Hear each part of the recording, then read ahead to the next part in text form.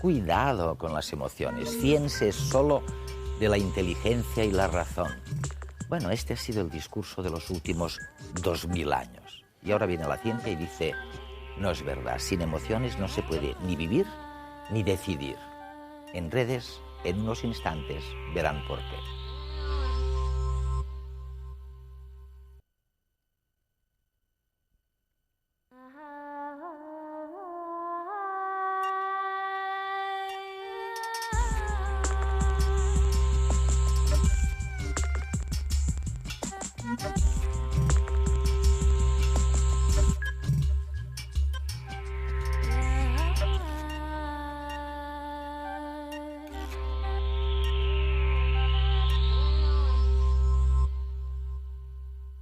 Había que prohibirlas, ni hablar de ellas. Lo importante era la lógica y la razón. Las imágenes de la felicidad, de las emociones, lo distorsionaban todo. Y ahora resulta que la ciencia nos dice exactamente lo contrario. Sin emociones no se puede sobrevivir. Las emociones están al comienzo y al final de cada proyecto. Es muy malo dejarse controlar por las emociones, pero es peor no tener emociones. ¿Es posible enfrentarse con tranquilidad a una bestia que está a punto de atacarnos? A menos que uno sea domador profesional, sentir miedo es inevitable y necesario. A lo largo de muchos siglos hemos creído que las emociones eran obstáculos. Filósofos clásicos e investigadores académicos popularizaron la idea de que las emociones son inútiles o que entorpecen nuestra vida y nos impiden ser racionales. Hoy sabemos que este punto de vista es erróneo. Somos seres emocionales, incluso mucho antes de que el Homo fuese sapiens. Las emociones existen hace millones de años simplemente porque han resultado útiles para la supervivencia. Vivir sin ellas es una sentencia de muerte y la ciencia lo comprende cada vez mejor. Experimentamos emociones cuando sentimos que algo importante nos está sucediendo o puede suceder. Gracias a la reacción emocional, nuestro cuerpo y nuestra mente se preparan automática e involuntariamente para responder a esta situación de la mejor manera posible. El miedo, por ejemplo, tonifica nuestros músculos para correr con más fuerza y enfoca nuestra mente solo hacia la fuente del peligro o hacia las posibles vías de escape, excluyendo todo lo demás. La alegría ante un hecho positivo nos condiciona a intentar repetir esa situación favorable en el futuro. Y la repugnancia nos impide comer alimentos en putrefacción por más que estemos famélicos, evitando así una infección. Las emociones afectan nuestra manera de ver y pensar el mundo. ¿Pero lo hacen negativamente? Está demostrado que las emociones influyen en la atención, en la memoria y en el razonamiento lógico. Veamos cómo. Suele decirse que las emociones nos distraen. Sin embargo, su efecto es justo el contrario. Las emociones nos apartan de un pensamiento determinado solo para hacernos prestar atención a otro que emerge como más importante. Nuestro cerebro no está hecho para recordar el 100% de lo que se le presenta. En este caso, las emociones intervienen en la memoria como un criterio excelente para determinar qué datos recordar. Creemos que las emociones son perjudiciales a la hora de tomar decisiones. Sin embargo, algunas decisiones podrían tornarse en disquisiciones eternas. En estos casos, resulta más eficaz que intervengan las emociones para poder ser expeditivos.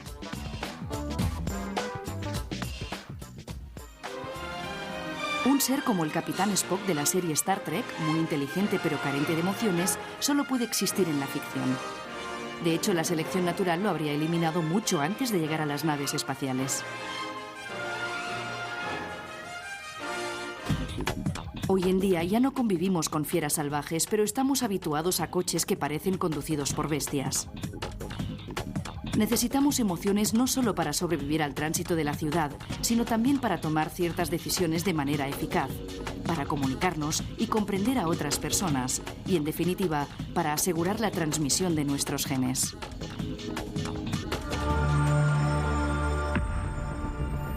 Después de 30 años investigando la universalidad de las emociones básicas, Paul Ekman es una de las personas que más sabe del mundo acerca de cómo expresamos nuestros sentimientos. En redes viajamos hasta San Francisco en busca de sus hallazgos, que hoy en día se emplean en campos como la detección de mentiras o las películas de animación.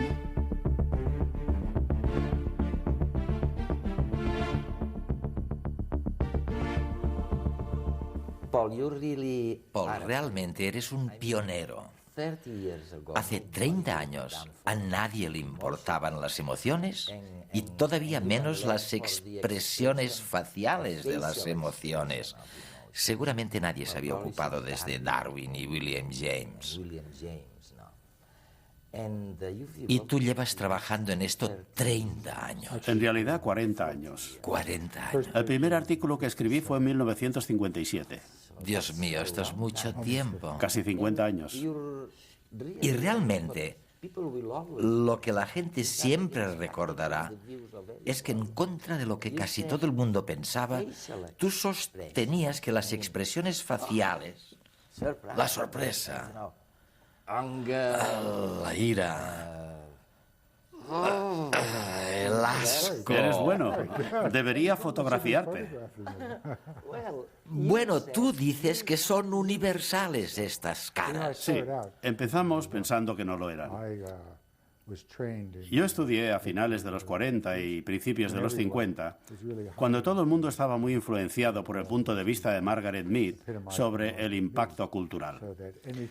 Lo importante del comportamiento social era producto de la cultura, y era una visión de la naturaleza muy poco probable. Éramos como una tabula rasa, e incluso se creía que había culturas que no tenían ninguna emoción.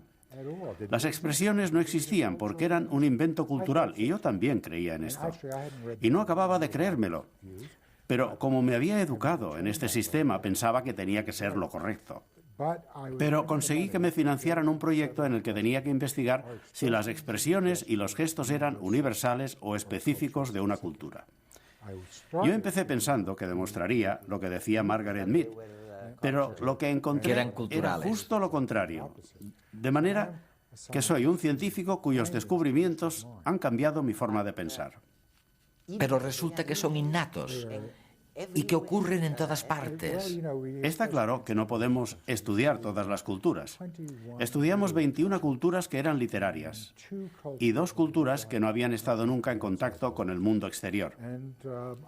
Creo que esto es suficiente para poder establecer generalizaciones, particularmente con las culturas aisladas visualmente preliterarias, ya que no podían haber aprendido por medio de contactos con otras culturas.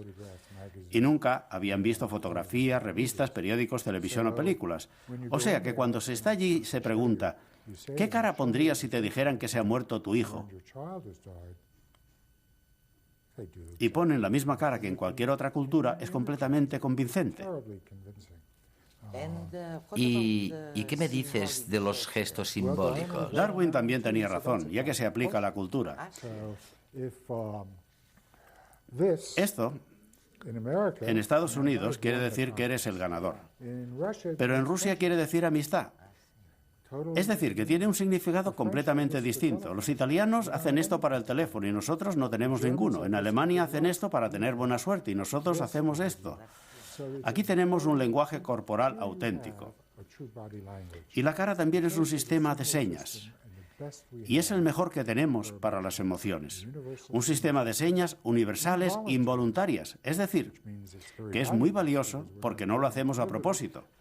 Pero muchas de las expresiones sí que se pueden hacer deliberadamente, lo que nos puede llevar a que una cara nos engañe. Todo el mundo puede hacer una sonrisa, pero hay unas diferencias muy sutiles que te puedo mostrar entre una verdadera sonrisa de disfrutar y una sonrisa social, que es la que tenemos que poner cuando en realidad no estamos disfrutando. Como la que ponen los políticos. Por ejemplo. Pero en algunas ocasiones somos unos artistas muy buenos, y ya sabes que los actores están en el límite entre la verdad y la mentira, porque un buen actor consigue llegar a identificarse con el papel que interpreta. Y mientras lo está interpretando, esto lo hemos investigado, su fisiología es la misma que si estuviera sucediendo.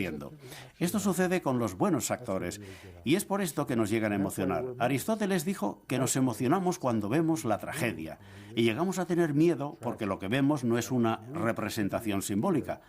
sino que estamos viendo a unos actores que en realidad son capaces de generarlo. Lleva mucho tiempo de ensayos y de habilidad. Pero con mucha escuela se puede llegar a conseguir. Se puede ver y sentir. ¿Para qué sirven las emociones? Bueno, yo no las diseñé, de manera que el científico tiene que hacer las preguntas de qué sucede, cuándo y cómo. Y no hay mucha gente que haga la pregunta de por qué sucede, porque es muy difícil obtener una respuesta científica. Te puedo ofrecer mi teoría, pero solo es la mía. Y las pruebas funcionan con la teoría en este momento, pero no es más que una teoría, no es un hecho. La universalidad es un hecho. Pero, ¿por qué es el sistema de señales universal más importante que tenemos para informar a otros miembros de otras especies de lo que nos sucede? Me imagino que durante el curso de la evolución era útil para las personas, porque podía informar a los que me rodeaban de cuando estaba enfadado para que se alejaran, y también por mi cara de miedo cuando había algún peligro, un predador. Cuando me lo paso bien, quería decir que quiero más. Y cuando lo estoy pasando mal, quiero que me ayuden. Incluso ahora que en el siglo XXI tenemos unas vidas más individuales y pensamos que quizá es mejor no saber cómo se siente todo el mundo. Durante toda la historia de la evolución ha sido justo lo contrario. Ha sido muy útil, ya que de otra manera no existiría. Pero es porque soy un darwinista y tengo que escribir la información que se espera de mí.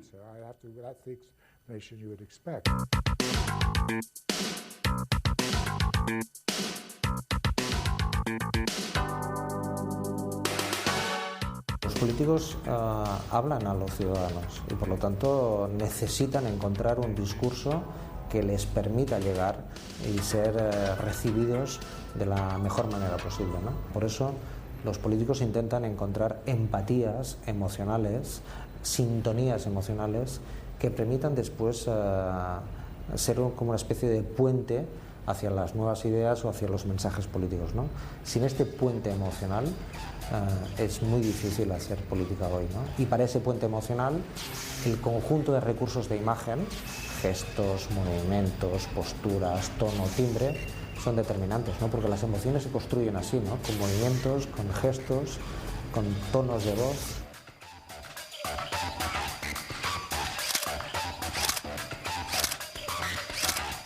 En esta escena histórica hay tres personajes, pero hay un gran dominador de la escena.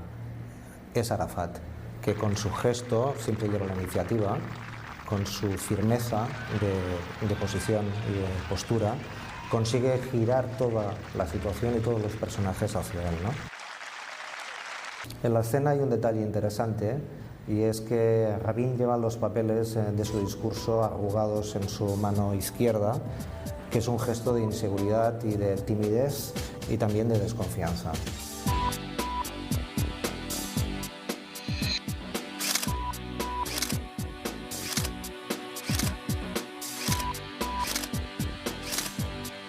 En esta escena, Franco se dispone a agradar a Hitler. Su actitud, su manera de dar las manos tan afectuosa, cruzando la una sobre la otra, es un gesto inhabitual para dos personas que no se conocen, pero en la que una quiere mostrar un grado de afecto y de familiaridad inexistentes. La actitud de Franco yo creo que sorprende a Hitler, que quizás esperaba un saludo marcial inicial, por eso lleva los guantes en la mano, y le obliga finalmente de manera improvisada a sacarse el guante de la mano derecha para poder de nuevo saludar a Franco con el contacto de las palmas de las manos.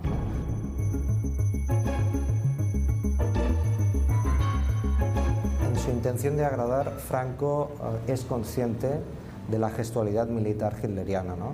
Tiene el brazo permanentemente a punto, está totalmente rígido, dispuesto a saludar marcialmente a las tropas alemanas como se merece la situación histórica, ¿no?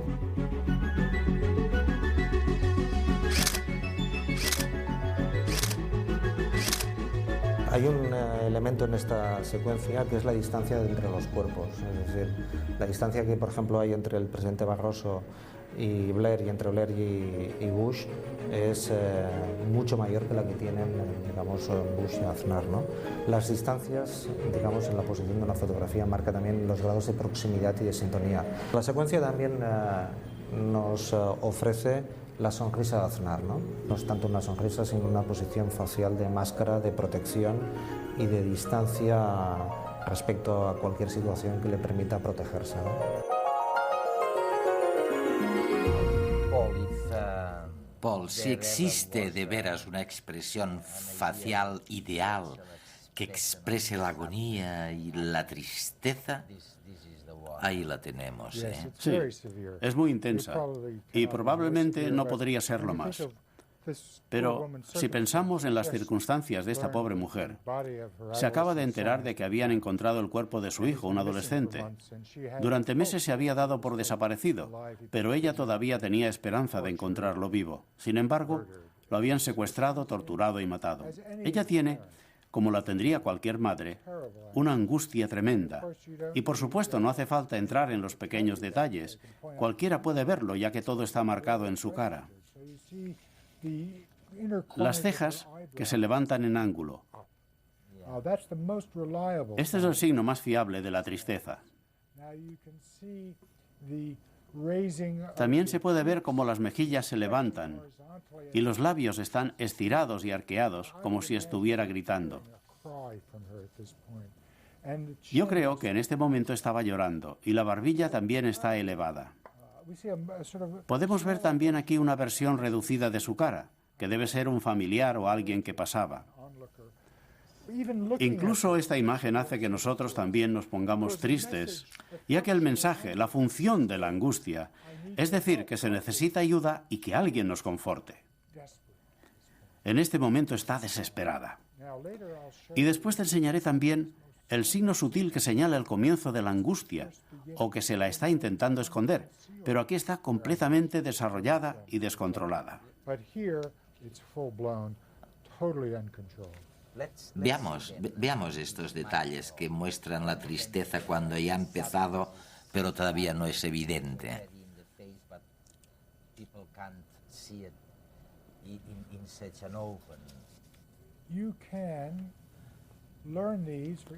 Lo podemos ver para cada emoción. Y en esta prueba vamos a comprobar lo que podemos aprender.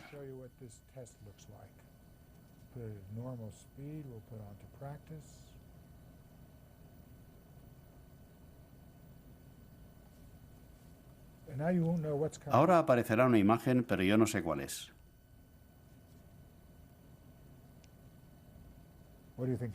¿Qué crees que era? Tengo que verlo otra vez, ¿eh? No puedes, solo tienes una oportunidad. Sorpresa. Sí, tienes razón. Muy bien. ¿Quieres verlo otra vez?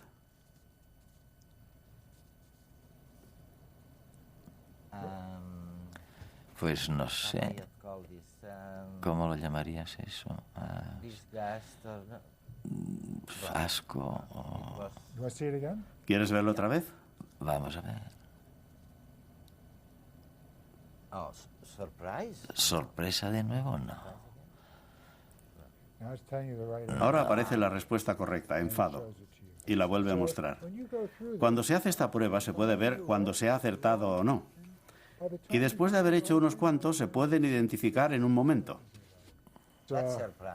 Esto es sorpresa. Aquí tenemos la sorpresa. Las cejas están elevadas, los ojos están elevados y muy abiertos, y está boquiabierta.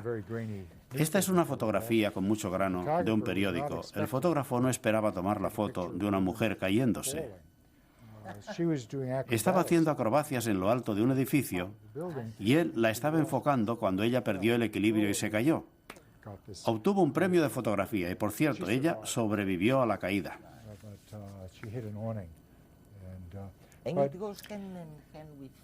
Y dices que eso está muy vinculado al miedo. La sorpresa es la emoción más corta, porque tenemos que estar sorprendidos hasta que sabemos de qué lo estamos. Siempre se trata de algo inesperado, y después se puede estar o aliviado, o divertido, o con miedo. Muy a menudo se siente miedo, porque a menudo las cosas inesperadas nos suponen una amenaza. Paul, ¿y cómo es que algunas personas disfrutan con el miedo e incluso del terror? Cualquier emoción se puede disfrutar, y hay gente que disfruta incluso con las emociones negativas. Por ejemplo, a mí no me gusta llorar, pero hay gente que quiere leer novelas que les hagan llorar, o quieren ir a ver películas que les hagan llorar. Hay otros a los que les gusta sentir miedo, como son con las películas de suspense, que cuando voy a verlas yo estoy sentado al borde de la silla y cuando miro las caras de los que me rodean, todos tienen caras de miedo. Pero por supuesto no es verdad. No se corre ningún riesgo y es como un ejercicio emocional. Hay otros a los que les gusta sentirse enfadados y ven películas como Rocky o películas de boxeo. Hay muchos niños que les gusta sentir asco. Hay toda una industria que fabrica juguetes asquerosos con olores desagradables para niños. Y también hay adultos a los que les gusta sentir asco. También hay a quien le gusta sentir desprecio o sentirse superior. Hay gente a la que no le gustan las sorpresas y si les organizas una fiesta sorpresa te dicen no se te ocurra volverlo a hacer. No me gustan las sorpresas, me gusta saber qué es lo que va a pasar.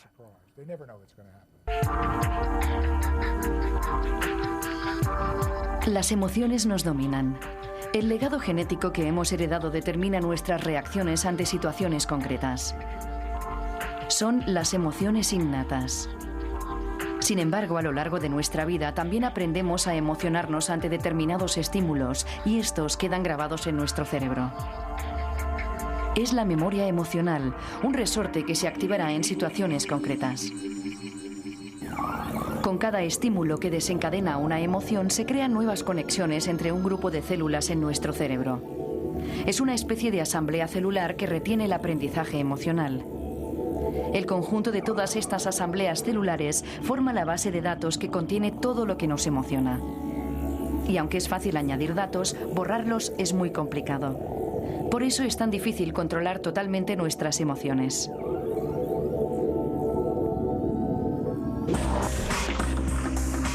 Este proceso se produce de manera inconsciente a un nivel cerebral muy primitivo. Incluso animales como la mosca de la fruta o los caracoles experimentan este tipo de aprendizaje emocional.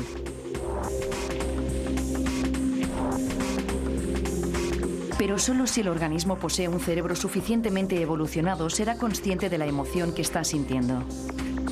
En otras palabras, en animales con un nivel de conciencia alto, como los humanos, las emociones y sentimientos son consecuencias conscientes de procesos inconscientes. Una diferencia básica entre un cerebro evolucionado y otro más primitivo es la capacidad de distinción entre realidad y representación. Este solo se da en animales con cerebros suficientemente desarrollados como los humanos, y su funcionamiento es así. En primer lugar, nuestros ojos ven una fotografía que da miedo. La información pasa desde los ojos al tálamo, donde es procesada y redistribuida inmediatamente a la amígdala. Esta rápida conexión permite que el cerebro active los mecanismos que preparan el cuerpo para afrontar el posible peligro. Paralelamente, la corteza cerebral también recibe la misma información procedente del tálamo.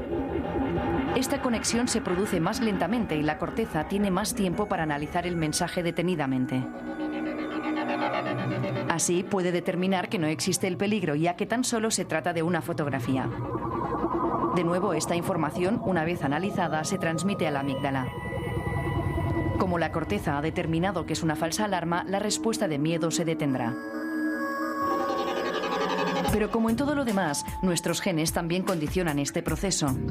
Se ha demostrado que en personas con una variante genética defectuosa, el mecanismo de distinción entre representación y realidad no funciona correctamente. Esto supone que se genere un estado de ansiedad a partir de una amenaza irreal. Eran básicamente fotografías de caras que daban miedo, pero que por supuesto no suponían ningún peligro. Lo que sucede es que la amígdala se activa al ver las fotografías y se pone en contacto con el cíngulo, que es una zona más moderna del cerebro que la amígdala. El cíngulo de la persona sin la variante genética dice, esto es simplemente una fotografía, e inhibe la respuesta de miedo, puesto que no existe ningún peligro real. Y no se padece ansiedad. En la persona con la variante genética no se produce la inhibición. La amígdala está hiperactiva y da lugar a una respuesta de miedo. Pero todo este conocimiento acumulado durante 30 años, ¿qué utilidad tiene? ¿Para qué sirve? ¿Puede ayudar a alguien saber todo esto? ¿Se puede evitar, por ejemplo, que la gente sea violenta simplemente porque hayan aprendido a ser conscientes de cuándo está brotando la ira? Hay 4 capacidades. Y en este último libro, no sé si escribiré otro, pero en el más reciente, Emotions Revealed, he puesto todo lo que he aprendido sobre las emociones durante estos 40 años y que puede ser útil durante la vida. Si había cosas que eran interesantes, pero solo para mí, y no tenían ninguna aplicación práctica, las he dejado fuera del libro. La capacidad número 1 es la más difícil de aprender, y es el ser capaz de elegir el ser o no ser emotivo. Incluso el Dalai Lama, con quien he hablado, dice que no se puede elegir de dónde nace el impulso de la emoción. Esto es automático. No puedes. Pero lo que se puede desarrollar es la capacidad de darse cuenta de que nace el impulso antes de que se actúa. Es decir, que hay un espacio entre el impulso y la acción. En casi todos nosotros este espacio es muy pequeño, pero se puede ir ampliando para adquirir esta capacidad, aunque sea en ocasiones para decir, no quiero responderte con enfado a tu enfado, o voy a hacer esto y no me va a superar la sensación de miedo. Es duro, porque se está actuando en contra de la naturaleza, ya que no quiere que haya interferencias en ese punto. En la vida cotidiana todo eso es muy difícil de aprender, ¿no? Pero si se quiere, se puede. El primero es el más difícil, y la capacidad segunda es cuando se está emotivo, pero se puede elegir cómo es el comportamiento cuando se está emotivo. Me enfado con mi mujer. Regreso del trabajo y me dice que por qué me he vuelto a olvidar de hacer la compra. He hecho la compra y está ahí. ¿Por qué se enfada?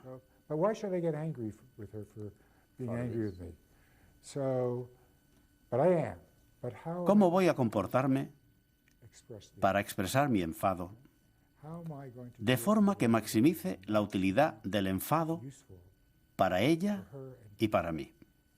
¿Se puede elegir esto? El impulso natural, desgraciadamente, cuando se está enfadado, es herir a la persona con la que se está enfadada. Y eso hace que se destruya todo y que las cosas vayan a peor. Lo que hay que intentar hacer es dirigir el enfado hacia la acción que ha herido, no hacia la persona como actor. El tercero es una bomba. Los 2 primeros son duros y hay que trabajarlos de forma continuada, pero mejoran la vida. El tercero es aprender a ser más sensibles a las emociones de otros.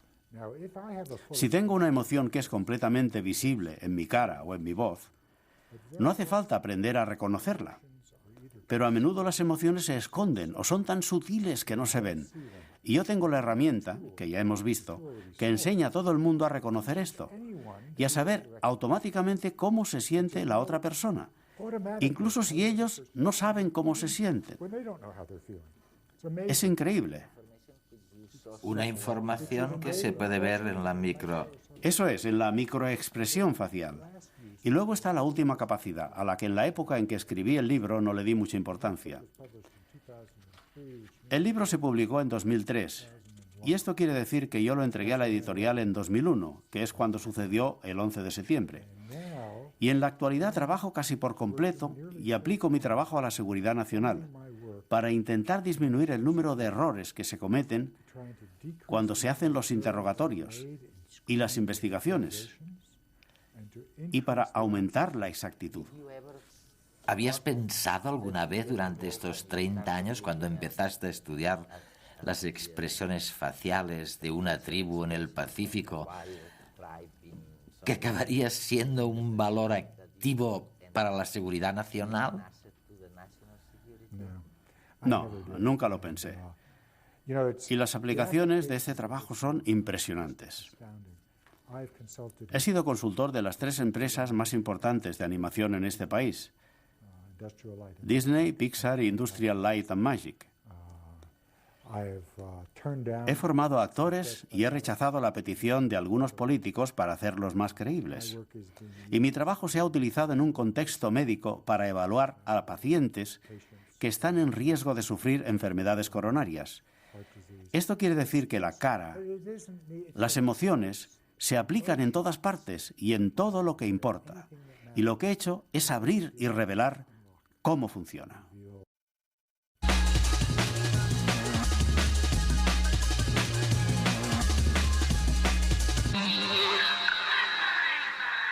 Las manías controlan su vida. No tiene por qué preocuparse, ya que un equipo de investigadores ha descubierto que ser hipomaníaco, más que un problema, es beneficioso. Por ejemplo, las personas tiquismiquis y con altibajos emocionales suelen ser las más creativas en el trabajo y en su vida social. El estudio ha consistido en investigar a un grupo de hipomaníacos, personas con ligeros problemas emocionales y psicológicos. Se trata de una patología que no llega a la consulta de los expertos, pero que puede limitar la vida cotidiana. Son gente entusiasta, hiperactiva y con una curiosidad casi infinita en muchos ámbitos. Los psicólogos aseguran que este carácter comparte cierta base genética con la de las personas que padecen trastorno bipolar, o sea, que pasan de la euforia a la depresión con mucha facilidad y sin causas aparentes. Las puntas de energía en muchas ocasiones van acompañadas de momentos de inspiración artística. Es decir, que este frenesí en los estados de ánimo puede acabar siendo productivo desde el punto de vista laboral. Muchos de los grandes hombres de la ciencia y el arte eran hipomaníacos. Igual que nos atrae un bar lleno de gente pasándoselo bien, a los abejorros les atraen las flores más concurridas. Al menos eso es lo que indica un ensayo realizado en Arizona. La peculiar investigación demuestra que los insectos son capaces de aprender pautas de comportamiento de sus vecinos más cercanos. En el ensayo había 2 grupos de flores, unas verdes artificiales y otras naranjas naturales. Tras varios meses de observación, se ha constatado que los abejorros que vieron a otros buscando alimento en las flores artificiales tenían el doble de probabilidades de escoger dichas flores por encima de las naturales cuando llegaba su turno de alimentarse. Así pues, se trata de la primera demostración de que los insectos pueden aprender a través de la simple observación de la conducta de otros insectos. En cambio, los abejorros, que no tuvieron el ejemplo de un grupo anterior, se decantaron por las flores naturales a la hora de buscar alimento. Para asegurarse de que los abejorros que espiaban a sus congéneres no estaban influidos por ninguna señal olfativa, en una segunda etapa se utilizaron unos insectos trampa hechos de resina y los resultados fueron los mismos. Dicen que la música amansa a las fieras. Ahora, un equipo de cardiólogos asegura que una melodía puede ser beneficiosa a la hora de tratar algunas patologías cardíacas. Además, oír música reduce los niveles de estrés y ansiedad. La conclusión es que el entrenamiento musical puede ser útil en el tratamiento de enfermedades cardíacas o ictus. El ensayo se ha realizado con una treintena de voluntarios a los que se controlaba la presión arterial y la respiración mientras escuchaban diversas composiciones musicales. El objetivo era relacionar ritmos y melodías con la respuesta fisiológica que presentaba cada individuo. El ensayo concluye que es el tempo musical, más que el estilo, lo que ayuda a controlar algunos parámetros biológicos. El tempo influye positivamente sobre los niveles de estrés y ansiedad que presentan los candidatos. La investigación muestra que la música más rápida, así como los ritmos más complejos, aceleran la circulación arterial y la frecuencia de respiración. En cambio, las piezas más suaves tienen el efecto contrario. Si está a punto de regalarle un perro a su hijo, piénselo 2 veces. Una conocida marca de videojuegos japonesa les propone la mascota ideal. Se trata de un perro que no se come los muebles, no mancha ni huele. Ahora ya no tendrá excusas para aumentar la familia con un animal de compañía virtual. La idea corre a cargo de la multinacional Nintendo, que ha decidido crear un programa de adiestramiento de mascotas. Se trata de lo último en simuladores de animales y es un paso más evolucionado y real que los tradicionales Tamagotchis. Es pues un juego de videoconsola en el que el jugador decide el grado de implicación que quiere tener con su mascota virtual. Nada más comenzar la partida, el jugador puede elegir la raza del animal y el nombre al que responderá desde el primer momento. Luego comienza el verdadero desafío, ya que se trata de demostrar la pericia a la hora de educar al cachorro. Las órdenes las cumple gracias a un sofisticado sistema de reconocimiento de voz. El juego funciona como cualquier mecanismo de videojuego. Gracias a un lápiz óptico, los jugadores pueden educar, jugar o acariciar a su mascota. Eso sí, si decides sacar al perro de paseo y el can no te hace caso, el juego te penaliza y deberás volver a empezar de cero, hasta que su educación sea exquisita.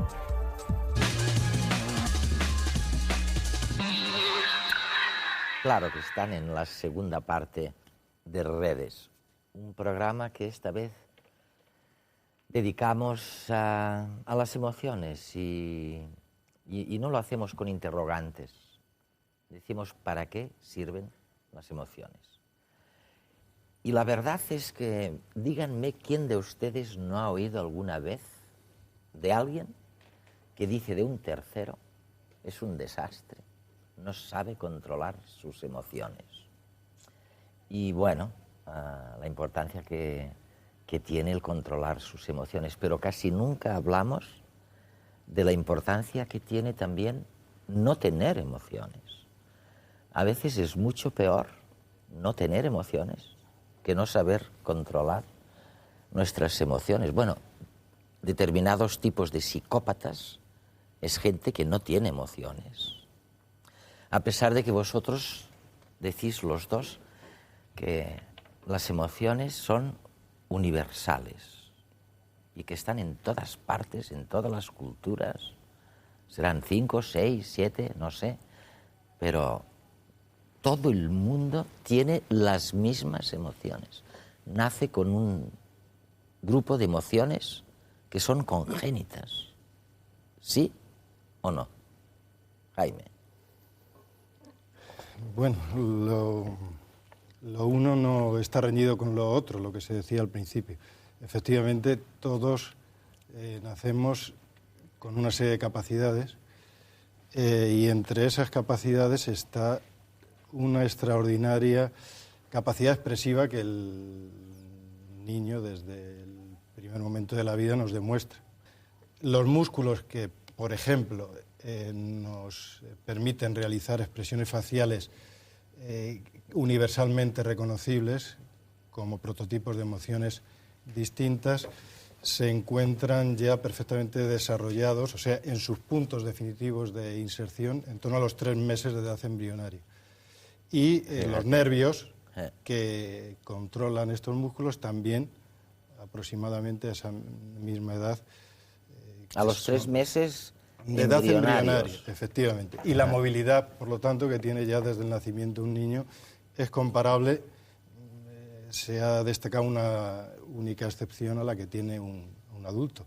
Pero no solo eso, es que cuando el niño se encuentra en situaciones determinadas, los diferentes músculos que podrían definir una variedad prácticamente indefinida de gestos se combinan dando lugar a prototipos de respuesta que en algunos casos veríamos lo semejante que es a la que tiene un adulto en una situación natural, no cuando somete a control voluntario una... O sea, José María, que parece que tienes razón cuando yo te he oído decir por ahí que las emociones son universales, como Ekman, ¿no? Que dice, oye, cualquier cultura, y tú has estudiado unas cuantas. En cualquier cultura, sí.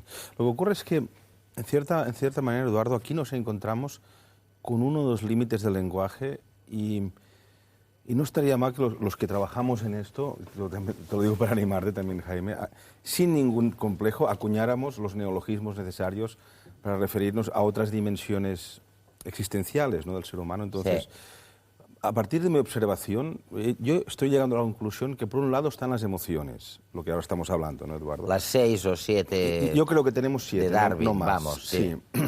Digamos algunas, recordemos algunas. Pues, por ejemplo, la rabia, la tristeza, el miedo, el éxtasis místico, también entra dentro de las emociones básicas. ¿La repugnancia? No, la repugnancia no. ¿No? Darwin la citaba. Pero yo no. Como una básica, sí. Entonces, yo, por ejemplo, lo que estoy observando es que por un lado están las emociones, ¿no?, que son formas genéticamente determinadas o dadas de respuesta a estímulos que nos llegan del entorno. Entonces, en este sentido, las emociones son universales. Todo ser humano, y probablemente también los mamíferos superiores, en esto son casi iguales a nosotros, tienen estas formas de respuesta genéticamente dadas, y cada emoción, por tanto, tiene un correlato fisiológico claro, además, ¿no? De ahí que los biólogos fueron los primeros que ya hace más de 30 años empezaron a estudiar las emociones sin ninguna duda, digamos, concretando mucho. Sí. Por otro lado, claro, yo como antropólogo dije, pero ¿qué pasa, no? Porque en unos pueblos parece que las personas sienten cosas y lo expresan, que son casi intraducibles a otras lenguas. Hay toda una terminología de cosas que uno siente en catalán, en castellano, en alemán, en shuar, en chino, que son prácticamente intraducibles, pero no las emociones, que las palabras que cada pueblo usa son parecidas. Son casi literales. Oye, dime una ¿no? cosa que los alemanes no tienen vocablo para ello, por ejemplo. Pues, por ejemplo, el orgasmo. O sea, y para mí es una de las 7 emociones fundamentales, el orgasmo. O sea, como experiencia emocional, ¿no? Darwin tampoco la mencionaba esta, ¿eh? No. Tú vas por libre. Bueno, no, pero hay algún autor que dice, por ejemplo, alegría, sí. Que conlleva la afiliación, en algunas teorías iría, digamos, encaminada a largo plazo a la reproducción. Hay un Oye, os voy a pasar un reportaje sobre las expresiones faciales de todo esto que me estáis hablando, porque me parece interesantísimo, ¿no? Las expresiones faciales son un lenguaje muy importante en el campo de la animación, porque permiten al espectador intuir las emociones de sus protagonistas. Sin embargo, el mundo de la animación nada tiene que ver con el real, o al menos así lo creen un equipo de psicólogos de la Universidad Autónoma de Madrid. Esa relación entre expresiones faciales y emociones, tan obvia en los dibujos animados, no tiene por qué darse en personas reales como nosotros. Según el diseño del personaje en cuestión, sus rasgos de la cara están sintetizados en un triángulo que refleja esa expresión que quiere dar en ese momento. Por ejemplo, en el caso de la Beth, y en este caso concreto, por ejemplo, si la queremos enfadar, pues sería una cuestión de ajustar la forma de las cejas y la forma de la boca para así lograr, pues, una expresión determinada. Si esto sale bien, demostraremos que bajo el hielo de la Antártida hay vida. En el personaje de Beth, es decir, nos hemos referido a cuatro expresiones principalmente. Estas son triste, alegre, enfadado y asustado o asombrado. Con la combinación de estas expresiones es que conseguimos que ella, pues, emita al espectador, pues, determinados sentimientos. ¡Es alucinante! ¡Científicos de buen corazón! Beth, en este momento podemos estar viendo 4 emociones tremendamente importantes: alegría, miedo, tristeza y enfado. En el caso de la alegría podemos ver cómo Beth estira las comisuras de sus labios hacia arriba, y eso marca una sonrisa, que es el signo universal de alegría según muchos psicólogos. En el caso de enfado vemos como frunce el ceño, y esa marca es suficiente como para que todos tengamos la impresión de que está enfadada. En el caso del miedo abre la boca y abre los ojos, y eso también nos indica que está asustada. Y finalmente, en el caso de la tristeza, las comisuras de los labios hacia abajo y la posición de la cabeza son suficientes como para sugerir que está triste. Sin embargo, las cosas no son tan sencillas.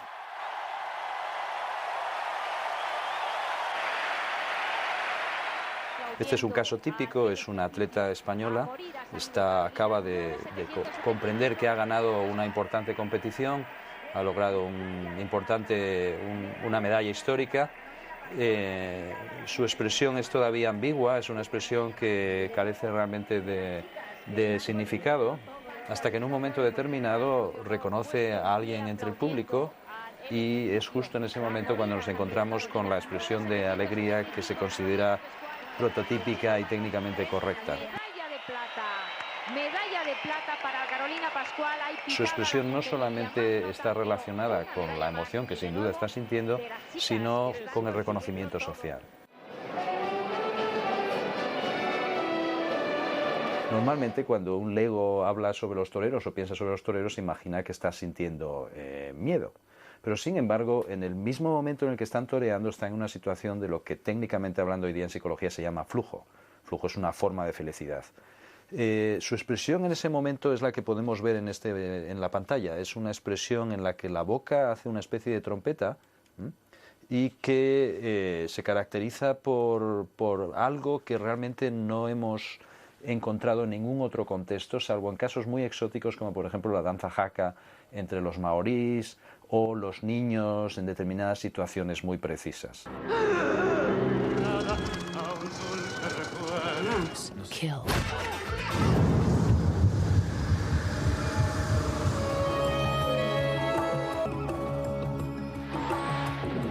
Se entiende que las expresiones faciales son un repertorio limitado, un repertorio categorizado que comprende unos pocos gestos y por otra parte que se vinculan también con un conjunto muy limitado de emociones que se llaman emociones básicas como alegría, miedo, tristeza, ira, sorpresa.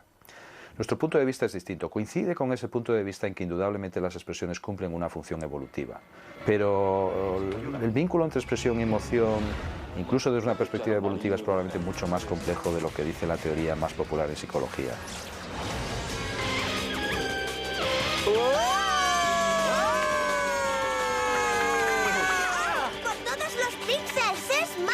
En último término, lo que nos estamos planteando es hasta qué punto realmente se puede explicar la expresión y la emoción de una forma simple, de una forma evidentemente muy gráfica, muy atractiva, que sirve, por ejemplo, para el diseño de personajes en los dibujos animados, pero que quizás no responde exactamente a lo que ocurre en los seres humanos.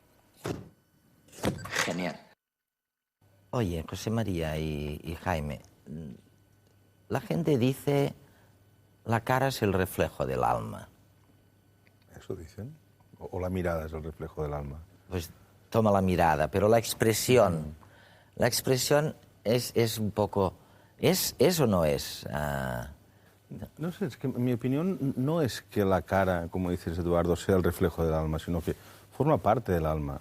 Y si uno está tenso y deprimido, pero consigue respirar profundo y sonreír un poco, generalmente se le pasa bastante el tono emocional negativo, conflictivo que estaba viviendo, ¿no? Entonces, es que no somos una cosa cartesiana, ¿no? O sea, somos una unidad. Entonces, a base, si uno está muy tenso siempre o muy enfadado, pues claro, se le acaban creando unas comisuras en los labios y un fruncido aquí en las cejas, que no es que represente, es que forma parte de su ser. Y al revés, ¿no? Y al revés. Algo que, por ejemplo, se enseña mucho en el Próximo Oriente cuando los niños se enfadan, es a que sonrían.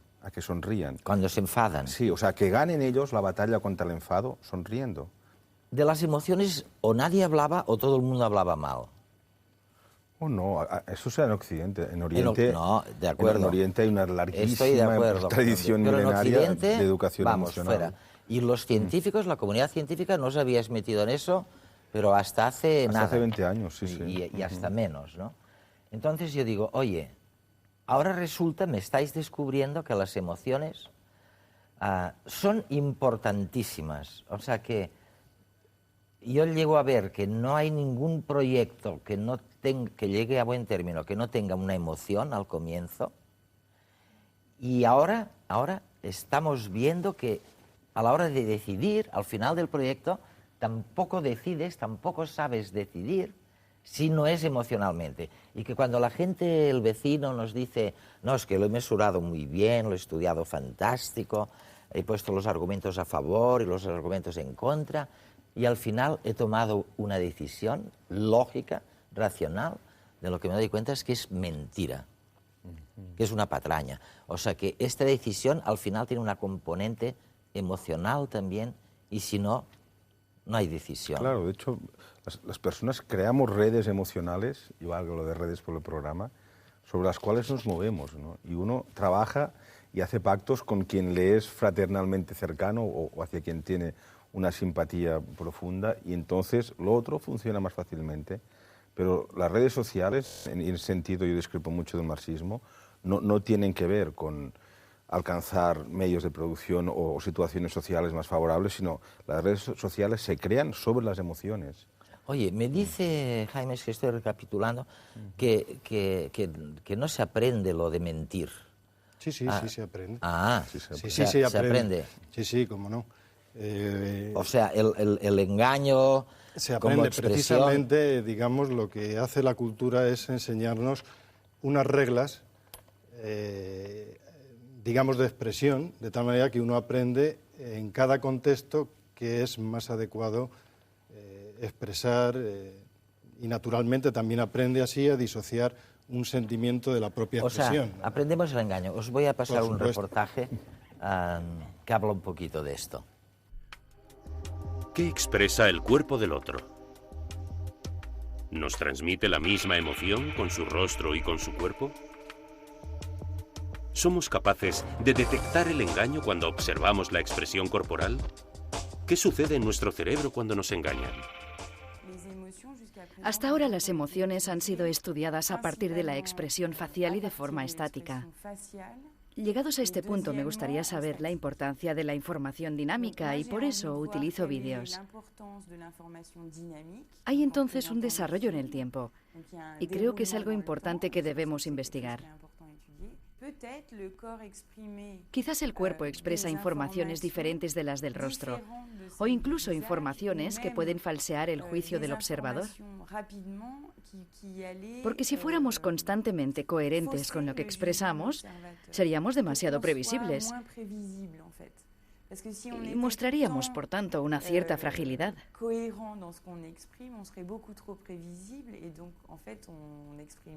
Lo que queremos ver realmente es cómo manifiestan los demás sus emociones e intenciones mediante la expresión corporal. Para eso eliminamos en los vídeos la expresión facial, ocultando la cara de los actores. En el estudio sometemos a escáner a varios sujetos, es decir, observamos lo que sucede en su cerebro mientras visionan pequeñas películas donde ven a un actor levantar una caja.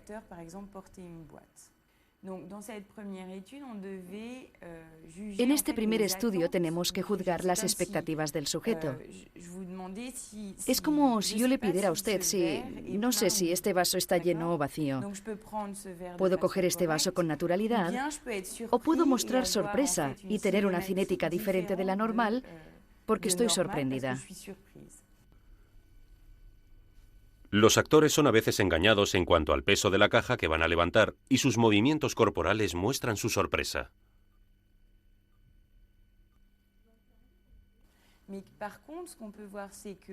Lo que vemos es que tanto la amígdala como el córtex cingular anterior son regiones cerebrales específicas en la detección de la mentira. Y esto es lo realmente importante, detectar la mentira en el comportamiento no verbal del prójimo y no otro tipo de intención. Y a partir de estos resultados comenzamos a hacernos preguntas sobre la intención social frente al hecho de ser víctima del engaño. Para ello introducimos a los propios actores en el escáner mientras visionan los vídeos. Les pedimos que detecten si su comportamiento no verbal refleja el hecho de que el experimentador les mintió en el momento de la grabación. Es decir, si fueron víctimas de la mentira o si lo fue otro. Y lo que demostramos es que la amígdala está mucho más activa cuando el observador es el mismo, blanco del engaño. La amígdala estaría más implicada en esa detección de peligro implícito en la mentira que en el juicio de una intención social en general. Otra de las cosas que observamos es que somos poco hábiles a la hora de detectar la mentira en el otro. Es un hecho muy bien conocido en la literatura especializada y constatado concretamente por Ekman y por Frith al estudiar en profundidad la mentira en psicología social con jueces o policías. Cuando miras a la vida normal, te dicen 2 ven mejor que 1. Bueno, inventamos la institución del jurado porque se supone que 6 o 4 deciden mejor que 1. Y luego, sin embargo, cuando veo lo que pasa a mi alrededor, o sea, cuando veo las emociones, no las individuales, solas, sino las emociones grupales, las emociones colectivas, te das cuenta de que la emoción, la reacción colectiva no tienen nada que ver con la suma de las emociones individuales. Es otra cosa. 2 más 2 no son 4 en temas de emociones. ¿Cómo los llamas? Los de el Amazonas, este pueblo que tú has estudiado tanto. Los Shuar. Los Shuar. O Rachuara. Eso. Oye, sí, esos son dos ¿tienen emociones grupales ellos? Claro que tienen. No grupales, colectivas. Colectivas. ¿No? Y, de todas formas, ahora que lo mencionas, Eduardo, yo lo pondría en otra categoría de experiencia subjetiva, ¿no? Porque es cierto esto que dices y muy cierto, que a veces y con frecuencia, las emociones que individuos en concreto sienten no se corresponden con la expresión emocional colectiva del grupo al que pertenece el individuo, ¿no? Entonces, y en esto sí es cierto que hay algún tipo de resonancia, que yo creo que los científicos no sabemos casi nada o absolutamente nada de esto. Hay algún tipo de resonancia, no sé cómo llamarle, resonancia emocional, por usar esta expresión sabiendo que es incorrecta, ¿no? Que arrastra a los individuos, ¿no? Es decir, yo nunca he conseguido disfrutar de verdad viendo un desfile militar, por ejemplo, pero he estado en desfiles militares y he sentido dentro mío como algo que me arrastraba con toda la masa de personas que había a mi alrededor, ¿no? Y no es un espectáculo que yo disfrute ni me apetezca ni gaste tiempo en ir, ¿no? Entonces, hay algo de esto, ¿no? Y digamos, y una gran experiencia, incluso para los no aficionados al fútbol, por ejemplo, es ir a ver un partido de máxima intensidad, que aunque no entiendas de normas de fútbol, aunque no seas partidario de ninguno de los equipos, pero hay algo en el colectivo de carácter emocional que desde luego arrastra. Y en otras sociedades, ya que los mencionabas, por ejemplo, entre los Shuar, las personas se provocan las emociones que ellos necesitan, o sea, aprenden a usarlas en beneficio del momento. Entonces, cuando una persona tiene que ir a vengarse de otra, por ejemplo, que a lo mejor ni conoce, porque es una venganza que venía del abuelo, del otro que mató a mi abuelo, y yo en algún momento de ir a devolver esta afrenta, porque si no mi familia va a caer en ridículo, en fin. Y a lo mejor me toca ir a matar a alguien que nunca he visto, con lo cual no puedo sentir odio hacia aquella persona, ¿no? Aparte de una cosa pues, familiarmente adquirida, pero saben cómo hacerlo para generarse la violencia necesaria, el estado de agresión necesario, incluso el odio. Jaime, ¿qué me decís los psicólogos de este tema? De los conflictos. Coincidir. Lo que ocurre es que tenemos que, digamos, matizar, ¿no? Hay un fenómeno muy elemental que es el contagio emocional. Esto es, las emociones tienen una naturaleza y una función social. Y, digamos, el hombre tiene una naturaleza social, o sea que es gracias a las emociones que desde que nace puede establecer una comunicación y esto no se pierde, sí se aprende con la cultura a modelar, a engañar, etcétera, pero hay fenómenos que le trascienden a uno y que se imponen fenómenos más primitivos y automáticos, como es el contagio, que fácilmente se suscita pues, por la simple visión de otra persona, y más si es un conjunto de personas compartiendo una misma emoción e ilustrándola en el rostro. De forma automática nos contagiamos. Pero se agranda y sale algo distinto, a lo mejor más venenoso, más dogmático. O más grandioso. O más grandioso. Lo tenemos que dejar aquí, pero seguiremos sobre el mismo tiempo y sobre el mismo tema en próximas semanas.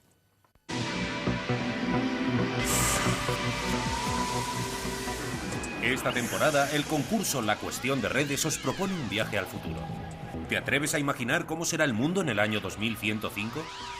Nanorobots que se replican, actualizaciones de nuestro software genético, cambio climático.